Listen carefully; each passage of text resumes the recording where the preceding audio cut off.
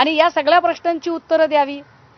जो न्याय अमरावती परतवाडामध्ये बुलडोजर लावण्याचा असतो तोच न्याय चाकणकर आणि अशोक खरातच्या प्रॉपर्टीला लावला पाहिजे।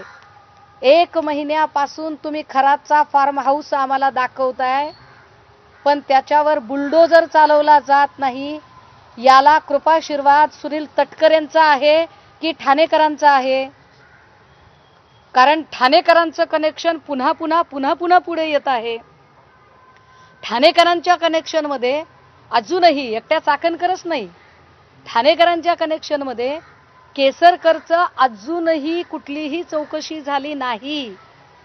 जो दीपक लोंढे अतिशय जवळचा माणूस आहे, त्या दीपक लोंढेच्या सोबत दीपक केसरकरचे असणारे घनिष्ठतम संबंध बघता केसरकरला अजूनही चौकशीला बोलावलं जात नाही।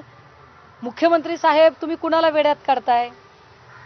कोण कुणाला वेड्यात काढताय ते आम्हाला एकदा कळू द्या।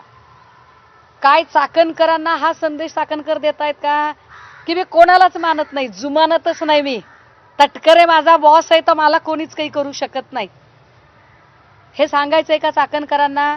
आणि याला तुमची छुपी मान्यता आहे का? केसरकर आणि दीपक लोंढेचे सतत संबंध पुढे येत आहेत, सतत नव्या गोष्टी पुढे येत आहेत, आणि तरी केसरकरला अजूनही चौकशीला बोलावलं जात नाही। फडणवीस साहेब, तुम्ही केसरकरांना वाचवताय का? आणि का वाचवताय? तुमच्या मित्रपक्षाचा आमदार आहे म्हणून?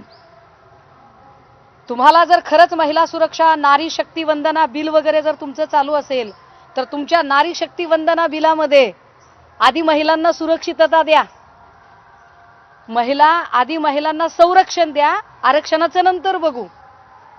आणि महिलांना संरक्षण द्यायचं असेल तर हे केसरकर विसरकर सारखी जी सगळी माणसं आहेत, या माणसांना त्यांची जागा तुम्ही कधी दाखव